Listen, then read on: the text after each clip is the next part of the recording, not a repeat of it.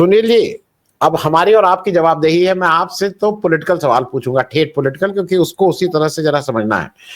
ये सारी बातें आपने सुनी, एयर चीफ मार्शल साहब का वक्तव्य सुना जहां पे राजनाथ सिंह जी बैठे हुए थे। मैं एक पक्ष और ले आना चाहता हूं। आज जब सुबह पेपर का पहला पेज देखा तो मुझे उस पूरे स्टेटमेंट को पढ़ के बहुत खुशी हुई कि कम से कम लोगों ने मुंह खोलना शुरू किया। नहीं तो वो अग्निपथ वाली वो स्कीम थी, प्राइवेटली 100% लोग कहते थे बहुत खराब स्कीम है, पब्लिकली नहीं नहीं नहीं बहुत अच्छा है बहुत अच्छा है, कोई मुंह बोलता ही नहीं था। दूसरा, लेकिन मुझे अफसोस हुआ जब मैं पेपर के दूसरे तीसरे पेज पे गया, जो भारत के आर्मी चीफ हैं जनरल उपेंद्र द्विवेदी जी, उनकी अपनी आर्मी की ड्रेस में वो राम भद्राचार्य जी के साथ खड़े हुए हैं। और ये क्या तमाशा है भाई, राम भद्राचार्य जी कह रहे हैं कि मुझे गुरु दक्षिणा में तुम वो दे देना, पीओके दे देना। बिना सिर पैर की बातें। मतलब आपका भाई, आपकी आस्था उनके प्रति है, आपका सम्मान उनके प्रति, बिल्कुल जाइए, सिर लगाइए, सिर मलिए, लेकिन आर्मी की ड्रेस पहन के प्लीज ये मत करिए। क्योंकि जब आप आर्मी की ड्रेस पहन लेते हैं तो हम आपको कुछ भी नहीं कहते हैं, क्योंकि हम उस ड्रेस का सम्मान करते हैं। लेकिन मेरे हिसाब से उपेंद्र द्विवेदी जी ने एक खराब काम किया है कि वो आर्मी की ड्रेस में जाके वहां गदा और क्या क्या ये सब कर रहे हैं।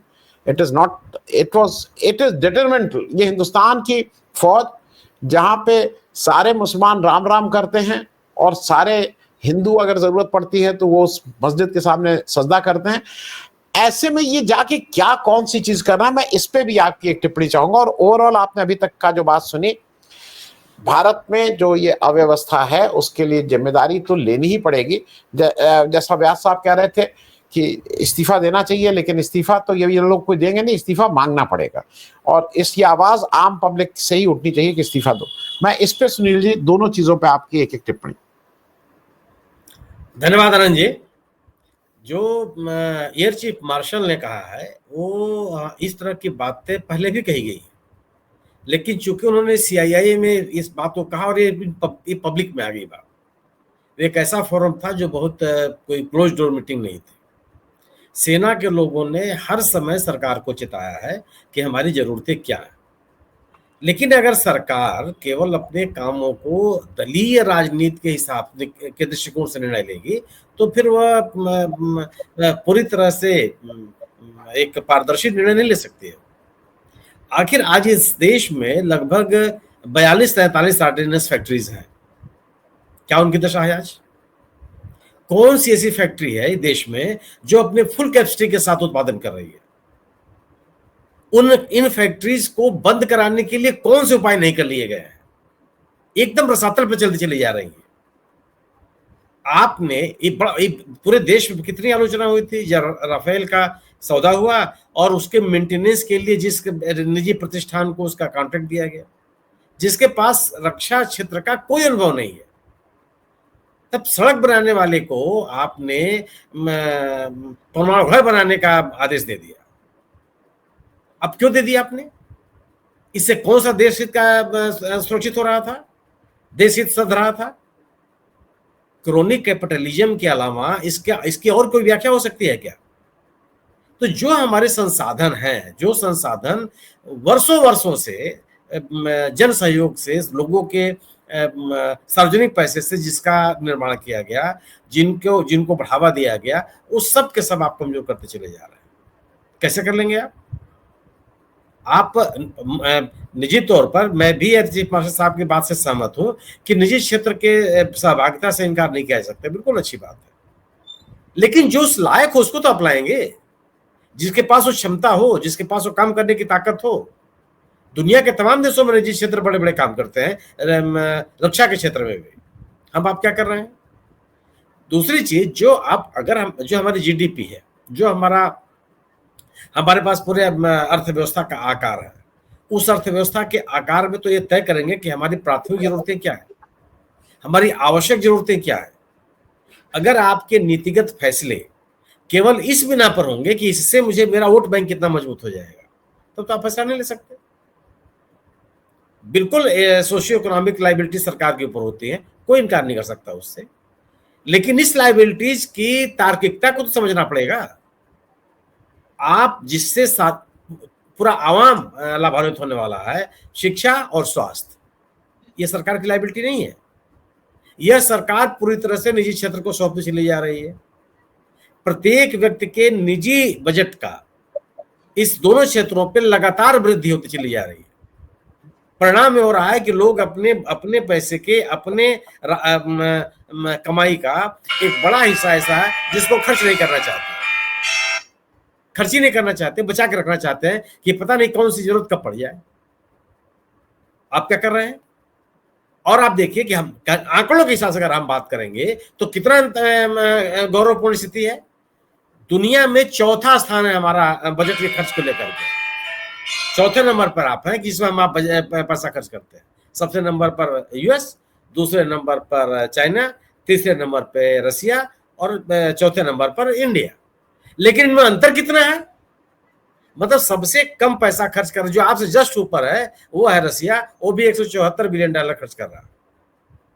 आप कितना खर्च कर रहे हैं? $86 बिलियन। अब कहने के लिए आप कहिए कि हम बहुत अच्छे हैं। और 5वें, 6वें, 7वें नंबर पे कौन से देश हैं? सऊदी अरेबिया, ब्रिटेन और फ्रांस। उनमें उनमें और आपके बीच में क्या अंतर है? मामूली सा अंतर है। जो पहले नंबर पर देश है यूएस, उसकी स्थिति आप देख लीजिए आप कहाँ है। मान लेते हैं कि यूएस की इकॉनमी बहुत बड़ी है, आप रोज ढिढोरा पीटते रहते हैं कि मेरी इकॉनमी चौथी हो गई, इकॉनमी चौथी हो गई। और अगर आपकी इकॉनमी इतनी बढ़ गई तो उस इकॉनमी का फायदा रक्षा सेक्टर को, सोशल सेक्टर को, एग्रीकल्चर सेक्टर को, इंडस्ट्री को, एक सामान्य नागरिक के पास क्यों नहीं पहुंच रहा है? तो आप पूरी की पूरी तस्वीर ही बनाते हैं इस अनुसार कि उसका राजनीतिक फायदा हमको कितना मिल जाए। इस राजनीतिक फायदे के लिहाज से लिए जा रहे निर्णयों का यह परिणाम है कि आप अपनी कैपेबिलिटीज को अग्निवीर की आपने बात की, सेना के लोगों ने अग्निवीर का विरोध किया था, उससे जबरदस्ती बातें कहलवाई जा रही थी। और आप स्वयं सोचिए कि जिस सेवा में ये कोई कॉन्ट्रैक्ट का काम नहीं है ना, एक ऐसा काम है रक्षा का जिसमें व्यक्ति के अंदर कमिटमेंट चाहिए, डेडिकेशन चाहिए, एक अनुशासन चाहिए, उसके अपने और अपने परिवार के भविष्य को लेकर के सुरक्षा चाहिए। ये डेडिकेशन, कमिटमेंट अनायास में पैदा हो जाता है। इसके प्रेरक तत्व होते हैं। आपने क्या दिया अग्निवीर के रूप में? आप कौन से प्रेरक तत्व उनको दे रहे हैं? आप हासिल क्या कर लेंगे? और किस नाम पे किया जा रहा था ये कि आर्मी को युवा बनाने रखने के लिए। तो युवा भी तो टेक्नोलॉजी के सहारे लड़ेगा, युवा खुद से लड़ने थोड़ा चला जाएगा वो। इस युवा सेना को आप किस तरह की टेक्नोलॉजी दे रहे हैं, किस तरह के अवसर दे रहे हैं, किस तरह के उपकरण दे रहे हैं?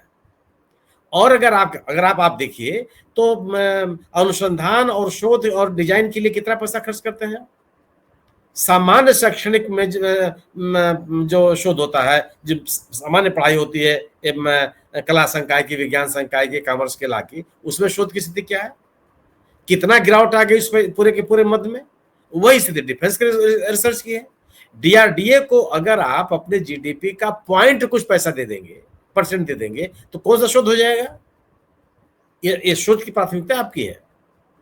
और अगर आप शोध को महत्व नहीं देंगे, डिजाइनिंग को महत्व नहीं देंगे, तो स्वाभाविक सी बात है कि आपका जो सेना को युवा रखने का जो एक नारा है वो केवल खोखला है।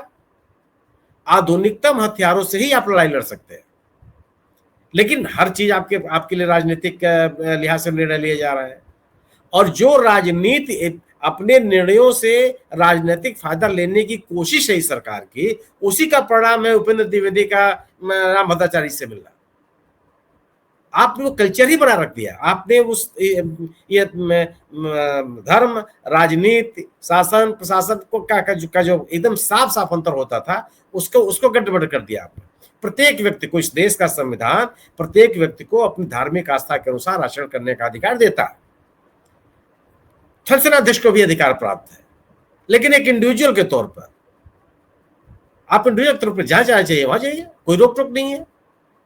सबके साथ इसकी अनुमति प्राप्त है। संविधान के अनुसार हम सुरक्षित हैं।